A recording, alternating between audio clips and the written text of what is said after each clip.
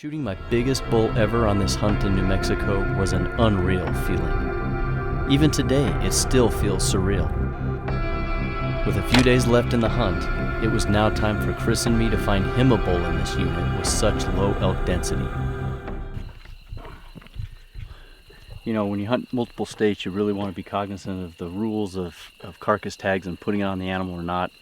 And Jordan informed me in New Mexico, I just have to notch it, make it legal. You don't put anything on the animal until it's at its final destination, which will be camp. I can do it at the truck, but New Mexico's, I think, pretty good about, sometimes these things can get lost in transport. So I've taken care of it. I'm gonna put it back in my pack, finish this out, and we'll make sure we put it in the appropriate spot when we get to the truck and camp.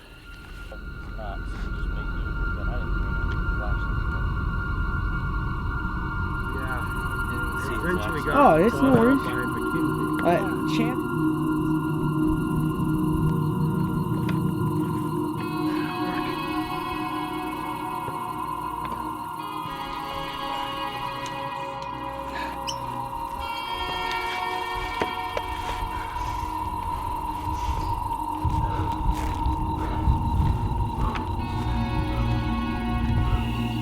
I was able to carry this uphill, but I'm not able to carry it downhill because I'm not tall enough and the tines keep dragging on the ground. I'm not complaining, it's a nice problem to have, but we're gonna switch packs up a little bit. I think Jordan's gonna pack this out because he's got a good, probably 5 or so inches on me, and see how that goes, and I'll take his meat pack. We're trying to get it all in one trip. We're gonna pay the price, but it's a good pain. But that's quite the sight. That is, I know I'm not the biggest guy in the world. I'm 5'8", but that thing's hitting me right here. So standing up on his tines to his chin is probably a good 5 feet. All of 5 feet.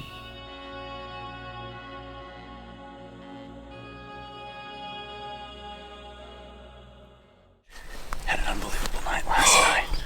Epic day. Epic. We talked, I think that's Epic. overused, but that was an epic night. So we kind of spent the day taking care of the meat and the cape and everything like that, taking pictures, and went to town, got ice. So now you're up for lots of days. Yeah. We still got Jordan here. Let's get it tonight. Yes. So now I've become the caller. I have no bow. I'm the designated caller, and it's turn around, it's fair play. Let's go get you a bull. Yeah. See what we got on top of this. What it looks like, and see if we can't spot her. But some are located, yeah.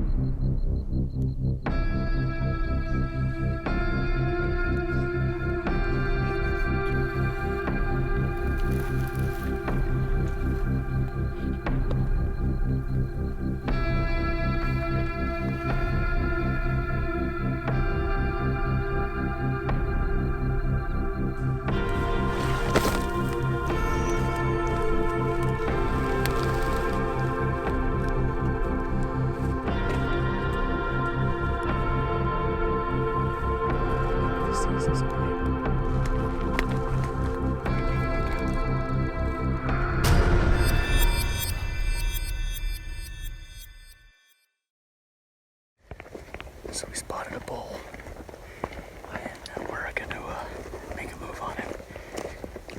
He's far enough away, we saw him bugle, but we couldn't hear him. So we're cutting the distance right now. Gonna get in there tight.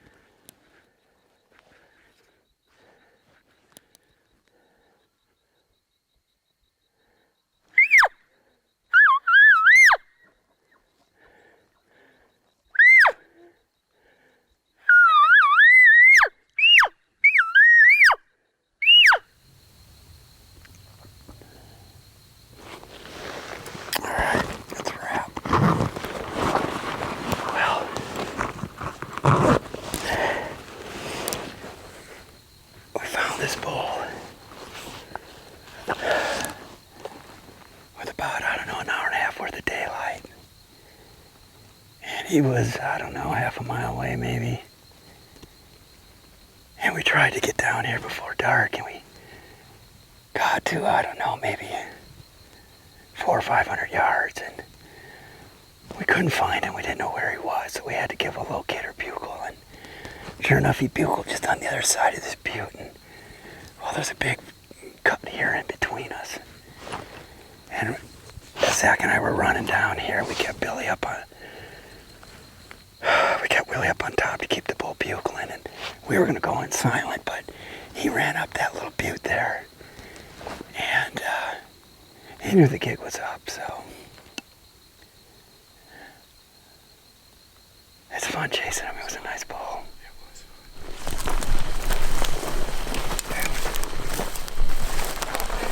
That would have been something if we had gone 2 for 2. We just ran out of daylight. That's all it was. That bull should be in that basin tomorrow morning. Yeah. Did he come down? He went off the backside. And then he came back. And then we got up to here. Didn't know where he was. So the question was, do we go over there and get on top? Right. And then call, or do we call from here to get a location? Well, he bugled. And Zach and I heard him bugle on this side, back in that bowl. Right. So then we ran back and said, he's in the bowl. Let's run down here and try to, get down in the valley or maybe.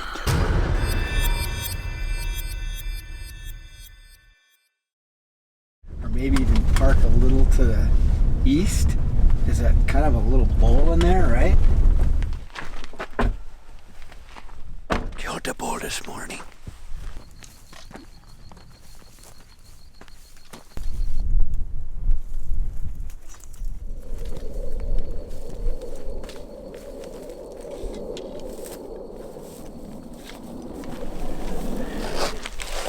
Well, it's the morning after we left that bull last night. Yeah. So, what do you want to try to do? Well, we got the 2 knobs here, but let's get around and try to get on that knob where he was last night. We'll circle around and get in that little bowl where he was. And I really want to spot him first. I don't want to go in there tooting our heads off, right?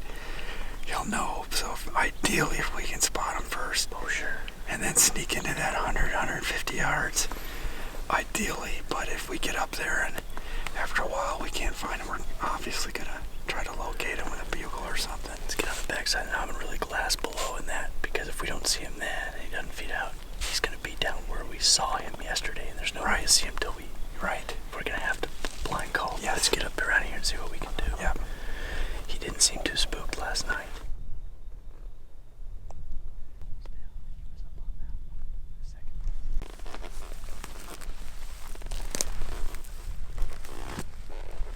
We just heard a cow call, right? Wind's in our face, so maybe a touch farther, but they're not more than just over that rise. Right. Question is, where's he? Right. My gut tells me I stay here. Yeah. You go up there. Either that rise or don't push it too much to bust him. Just get up here about 75 yards. Maybe up by here a little bit. Okay. And the wind sort of quarters around me over down here.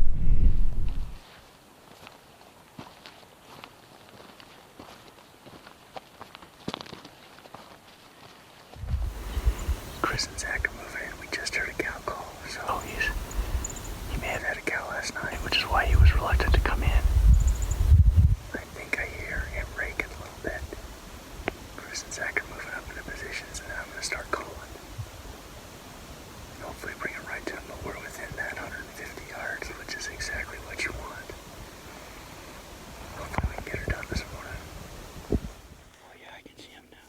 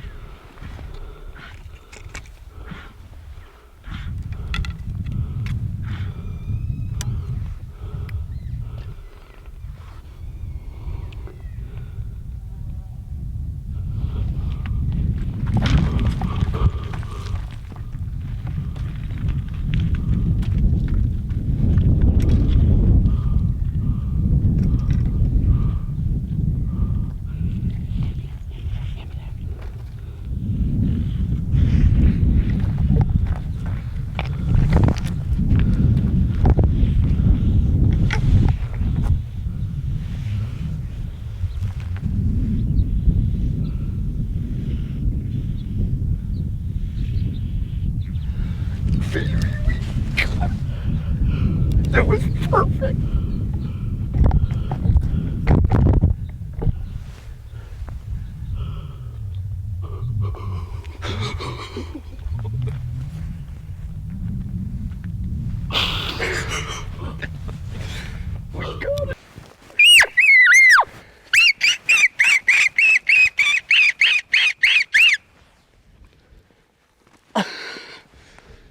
Went 20. I'm fucking shaking like a leaf. Oh. Oh.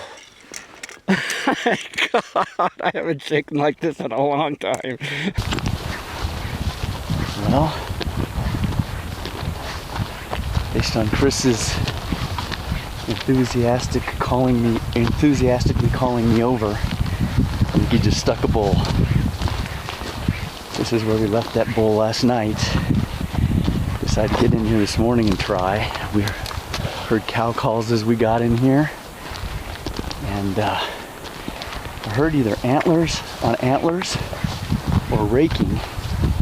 Chris got up here and we got within that 150-yard range.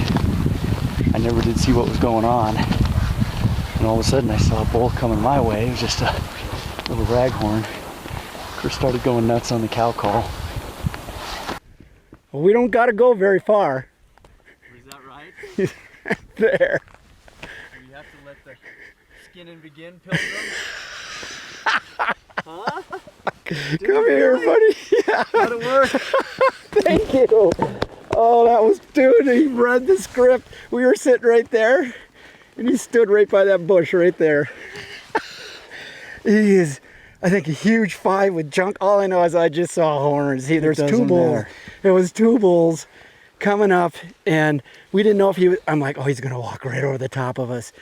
And I didn't, and we thought he was going to come above us. I'm like, get ready, Rack, we might have to get above him. And he's like, no, Chris, he's coming right down. He's going to walk right in front of us. And he's laying right behind that. You can't see this tree, but that right down he's there? right there.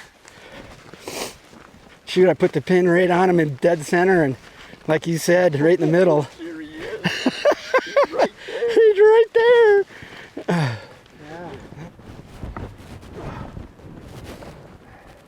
Thank you, man. That was unreal hunt. Happy to do that for you. Yes. And I know this is a much closer shot than Wyoming, but people don't understand. Most people fight over taking the shot, the first one to have the opportunity. And you and I have for years fought over who's going to call first, because I think we enjoy calling almost as much as taking the shot, because you feel so much a part of it, and just Well, it is. It's a team. it is absolutely. And I take as much credit for your bull, you know, as the guy pulling the trigger. You know, Heck it's yeah. a team. I couldn't have done this without. What can I say? This was just an incredible hunt. At the suggestion of David Camps, Chris and I applied for a lesser-known unit in New Mexico, one with very low elk density, and came away with 2 wonderful bulls. We saw a total of 4 elk and killed 2 of them. Mine, my biggest ever, and Chris's was the second biggest bull of his elk hunting career. Chris and I have shared some phenomenal elk hunts through the years, but this will likely go down as the best one ever.